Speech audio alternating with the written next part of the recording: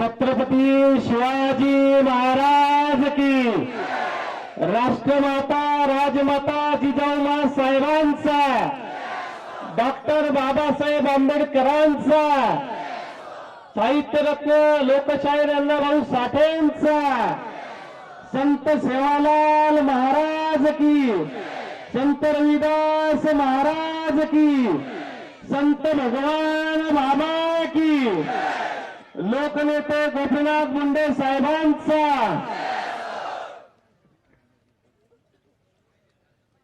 संबंध हिंदुस्थानचं कुलदैवत, आमचं हृदय, ज्या परिसरामध्ये आम्हाला राहण्याचं भाग्य मिळालं आणि ज्यांच्या कुशीतून हिंदवी स्वराज्याचं देखणं स्वप्न निर्माण करणारे राजे जन्माला आले, अशा राजमाता राष्ट्रमाता जिजाऊ मासाहेबांना विनम्र अभिवादन करतो. हिंदवी स्वराज्याचे संस्थापक, ज्यांनी माणसाला माणूस म्हणून जगण्याचा अधिकार दिला, अशा शिवछत्रपती शिवाजी महाराजांना वंदन करतो. राजर्षी शाहू महाराज, महात्मा ज्योतिबा फुले, लोकशाहीर अण्णाभाऊ साठे, संत रविदास महाराज, संत सेवालाल महाराज, संत भगवान बाबा, स्वर्गीय गोपीनाथजी मुंडे साहेब, जे महापुरुष ज्यांनी या देशासाठी, या राज्यासाठी, या समाजासाठी आपलं आयुष्य खर्ची घातलं, ज्या संतांनी या भूमीची सेवा करण्यासाठी आपलं आयुष्य खर्ची घातलं आणि ज्या हुतात्म्यांनी आपल्या या भूमीच्या रक्षणासाठी आपलं रक्त सांडलं, त्या सर्वांना मी विनम्र अभिवादन करतो, त्यांच्या चरणी नतमस्तक होतो. बांधवांनो,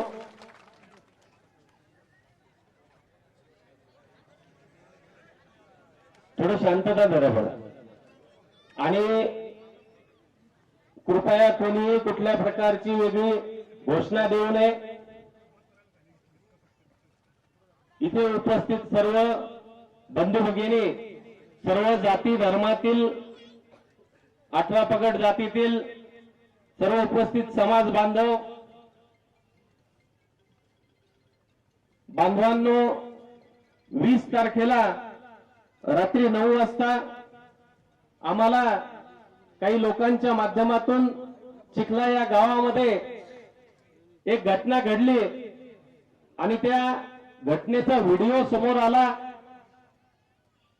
आणि त्यानंतर संपूर्ण चिखला गावातील लोक असतील, त्या परिसरातील आमच्या ओळखीचे विविध जाती धर्मातील लोक असतील, त्यांच्याशी आम्ही कॉन्टॅक्ट केला आणि नक्की काय झालं, काय घडलं याचा प्रयत्न केला आणि रात्रभर म्हटलं आपण बघूया काय होतंय काय नाहीये. आपण एखाद्या गोष्टीच्या खोलमध्ये जाण्याचा पहिले प्रयत्न करू, काय खरंय काय खोटंय हे पाहण्याचा प्रयत्न करू आणि त्यानंतर आम्ही शनिवारी या सर्व गोष्टीची जेव्हा माहिती घेतली, त्यानंतर आम्ही एक निर्णय घेतला की आपण कुठेतरी एकत्रित आलो पाहिजे आणि त्या अनुषंगानं काल आम्ही विविध जाती धर्मातील लोकांनी बेबी येथे एकत्रित होऊन पोलीस स्टेशनमध्ये तिथे निवेदन दिलं. त्या अगोदर मला या सोशल मीडियाच्या माध्यमातून, टीव्ही मीडियाच्या माध्यमातून, पत्रकारितेच्या माध्यमातून आणि इथे जाहीररित्या सर्वप्रथम मला आपल्या सर्वांच्या वतीनं हे आम्हाला सांगायचंय की छत्रपती शिवाजी महाराजांच्या स्मारकाला आमचा कुठलाही विरोध नाही. कुणाचाही कुठे विनयभंग होत असेल तर त्याचं समर्थन आम्ही करणारे नाहीत, हे आम्हाला इथं सांगायचंय. आणि परंतु आम्ही ज्या पद्धतीनं जी माहिती घेतली, एक व्हिडिओ आला, एक संजीवनीताई वाघ काकड चिखला येथील त्यांचे कपडे फाटलेला तो व्हिडिओ होता. त्या पळत जातात, एका भगिनीसोबत त्यांचं भांडण होतंय आणि तो जो तसा व्हिडिओ आलाय त्याच्या आजूबाजूला बॅकग्राऊंड मध्ये कोण काय बोलतंय, कोण म्हणतंय व्हिडिओ काढ किंवा अजून काय जे असेल नसेल ते मला त्याच्या खोलात जायचं नाही. परंतु आमच्या समोर आणि जगासमोर तो व्हिडिओ आला आणि त्या व्हिडिओ नंतर तुम्ही आम्ही सर्वांनी या सबंध महाराष्ट्राने काही लोकांना द्वेषी ठरवलं, दोषी ठरवलं. आमची मागणी आहे की ज्या पद्धतीचा व्हिडिओ आला, कपडे फाटलेला व्हिडिओ आला, जर कपडे फाडत असतानाचा व्हिडिओ जर कुणाचा आला आणि तो जर कुठल्याही प्रकारची चौकशी करा तशा प्रकारचा व्हिडिओ आला आणि कोणी जर कपडे फाडत असेल तर त्या व्यक्तीला आम्ही कोर्टाची आणि पोलिसांची वाट बघणार नाही. आम्ही सर्वजण इथं बसलेले त्याला फाशीची शिक्षा देऊ. परंतु त्या गावामध्ये विविध प्रकारची लोकप्रतिनिधी तिथे येत आहेत आणि त्या गावात काय घडलं काय नाही होतंय याचा कोणी विचार करण्याचा, खोलापर्यंत जाण्याचा कोणी प्रयत्न करत नाही. आणि जे खरं असेल, जे सत्य असेल ते बाहेर आलं पाहिजे आणि बाहेर आल्यानंतर जे खऱ्या अर्थानं दोषी आहेत त्यांना सजा मिळाली पाहिजे. पण जे निरपराध आहेत, ज्यांचा या घटनेशी संबंध नाहीत, त्या निर्दोष लोकांवर जर अत्याचार झाला तर आम्ही शांत बसणार नाही. बांधवांनो, आमचं उभं आयुष्य हे आमच्या समोर बसलेले या सिंदखेड राजा विधानसभा मतदारसंघाचे माजी आमदार माझे वडील आहेत तोतारामजी कायंदे साहेब. आज 80 वर्षाचं वय त्या व्यक्तीचं आहे आणि या बुलढाणा जिल्ह्यातील सबंध विविध जातीच्या लोकांना आज माहितीये हा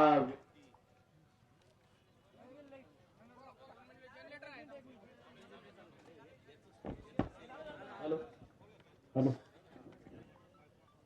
या कायंदे साहेबांचा विचार केला तर सर्व जाती धर्माच्या लोकांना मागील 50 वर्षापासून त्यांच्या सुखदुःखात ते जातात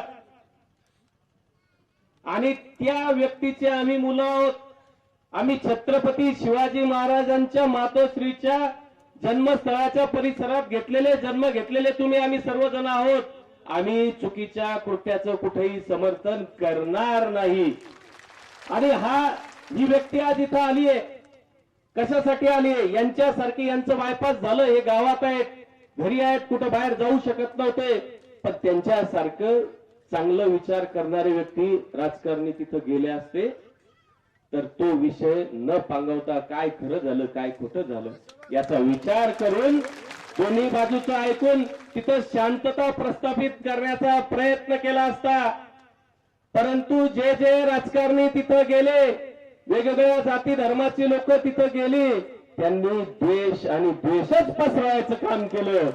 आणि मला असं वाटतं की ज्या छत्रपती शिवाजी महाराजांच्या स्मारकाच्या आडून हे जे राजकारण होतंय हे थांबलं पाहिजे. छत्रपती शिवाजी महाराजांनी कधी कोणाचा द्वेष केला नाही, जातीभेद केला नाही.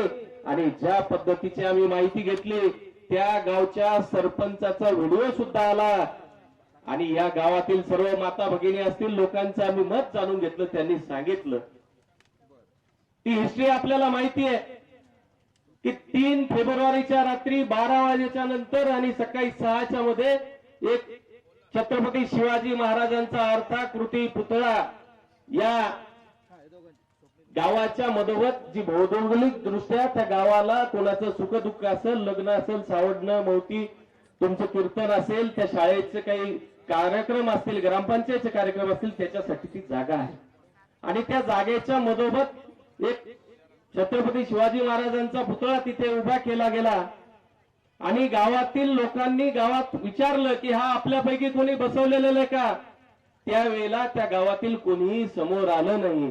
त्यानंतर शेवटी या पुतळ्याची विटंबना होऊ नये आणि सर्व महापुरुषांचे पुतळे बसवण्याचा एक कायदा आहे आणि विना परवाना कोणी पुतळा बसवलेला आहे आणि महाराजांच्या पुतळ्याचं विटंबना होऊ नये म्हणून त्या गावातील लोकांनी पोलीस स्टेशनला आणि तहसील कार्यालयाला याबद्दलची माहिती दिली. त्यांनी सांगितलं की असं असं आहे आणि त्या दरम्यान 11 फेब्रुवारीचा आदेश आला, प्रशासनाचा आदेश आहे. बिबी पोलीस स्टेशनचे जे ठाणेदार आहेत यांनी दिलेल्या प्रशासनाला दिलेल्या पत्राच्या उत्तरामध्ये आलेला 11 फेब्रुवारीचा आदेश आहे की तो पुतळा अनधिकृत असून तो तिथून हटवला गेला पाहिजे.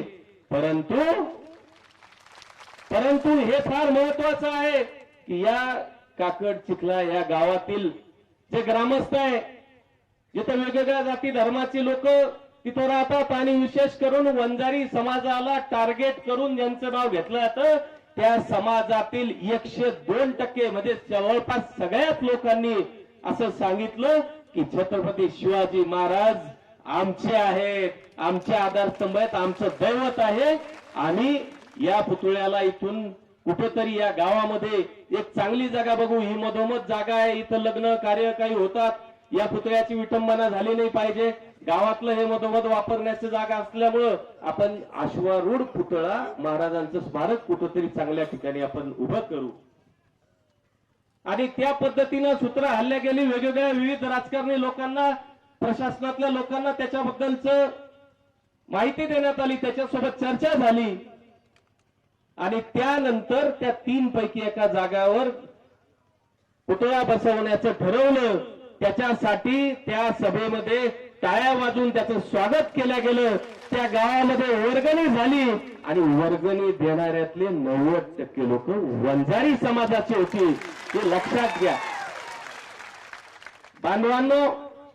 आणि त्यानंतर काही असे लोक होते की ज्यांना नाही या गावात जातीय सलोखा राहिला नाही पाहिजे असेच विचार म्हणावे लागतील.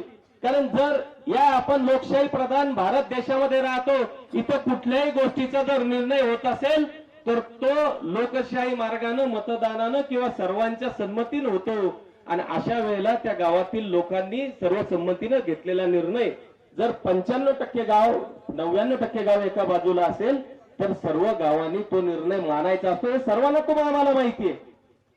परंतु जी काय घटना 20 तारखेला घडली आणि ते घडत असताना जी आम्ही माहिती घेतली की महिलांचा तिथं वाद झाला आणि महिलांचा वाद होत असताना, माणसं तिथं त्यांना दापत असताना त्या आमच्या भगिनी ज्या संजीवनीताई वाघ आहेत यांचे कपडे फाटलेला त्या गावातल्या गोष्टीचा व्हिडिओ समोर आला.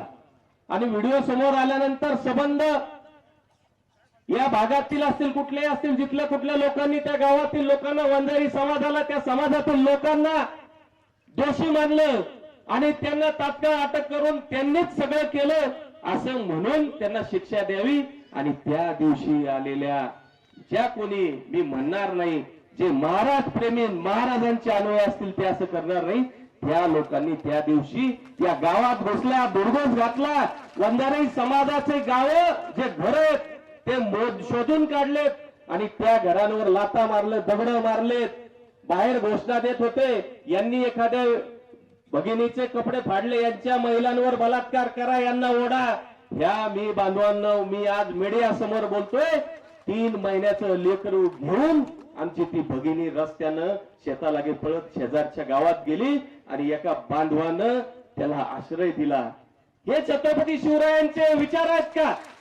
जर तुम्ही तिथे त्या गोष्टीचं समर्थन करण्यासाठी आला किंवा खरं खोटं करण्यासाठी आला तर दुसऱ्याला त्रास देऊ नका. जर अगोदर झालेली घटना जर चुकीची आहे असं तुम्ही म्हणत असाल तर तुम्ही आलेल्या लोकांनी तिथं काय केलं ते चूक नाहीये का? आणि हे सर्व होत असताना प्रशासनासमोर या गोष्टी घडलेल्या आहेत. काय घडलं, काय नाही घडलं, कोणी काय केलं सगळं प्रशासनाला माहिती आहे. आणि त्यासोबतच त्या महादेवाच्या मंदिराचा सीसीटीव्ही तिथे आहे. त्या सीसीटीव्ही जे फुटेज मध्ये कोणी काय केलं हे सगळं दिसणार आहे. आणि या राज्याचे मुख्यमंत्री असतील गृहमंत्री असतील, दोन्ही उपमुख्यमंत्री असतील, या जिल्ह्यातील सर्व लोकप्रतिनिधी असतील, जे जे समाजाचे समाजकार्यासाठी काम करणारे जे लोक असतील, त्यांना मला आज सांगायचंय की हे ज्या लोकांवर अत्याचार झाले, एका बाजूने गुन्हे दाखल झाले, दुसऱ्या बाजूच्या लोकांचं म्हणणं कोणी ऐकून घेतलं नाही. त्यांनी पोलीस स्टेशनमध्ये गेल्यानंतर त्यांची कैफियत कोणी ऐकून घेतली नाही आणि त्यांच्या म्हणण्यावर गुन्हे दाखल केले गेले नाही.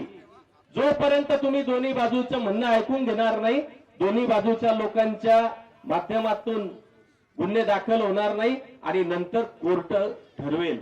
पण जे आता आमच्या आत्ताच्या भगिनीने सांगितलं, कोणाची 12वीची परीक्षा आहे, कोणाची 10वीची परीक्षा आहे, ते मुलं सुद्धा आज चौकशीच्या नावाखाली दिलं आणि त्यांना जेलमध्ये टाकलं. त्यांचं शैक्षणिक नुकसान होत आहे. आणि म्हणून बांधवांनो, ही संतांची भूमी आहे, महापुरुषांची भूमी आहे. मला आपल्याला हे सांगायचंय की छत्रपती शिवाजी महाराजांच्या स्मारकाला आमचा विरोध नाही. त्याचं भव्य स्मारक आम्ही त्या गावामध्ये करावं याच्याच समर्थनार्थ आहोत.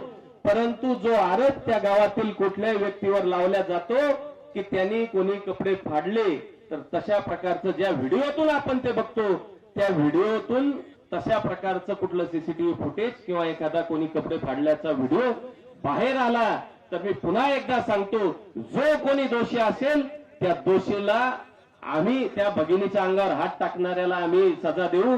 परंतु जर तसं काही नसेल, तसं घडलं नसेल किंवा काय जे असेल, तर विनाकारण कुणावर आरोप करू नका, अशी आमची नम्र विनंती आहे.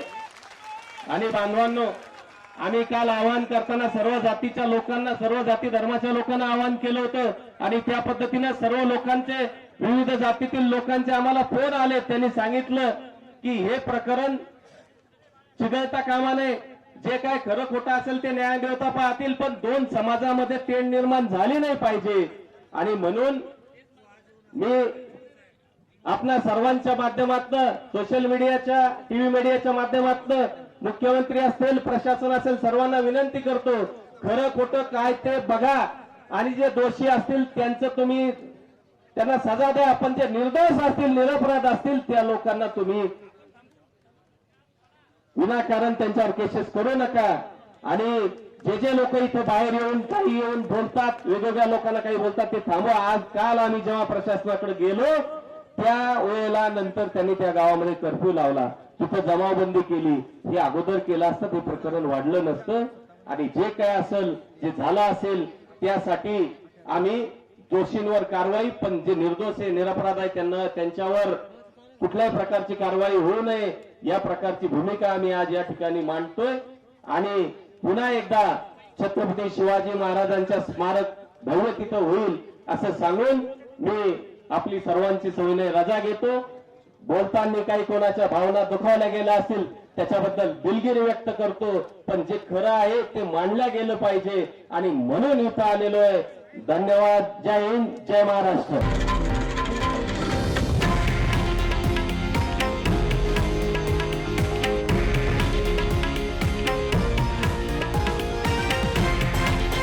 हे आहे देशातील नंबर 1 न्यूज नेटवर्क आणि आपण पाहत आहात TV9 मराठी, एकमेव.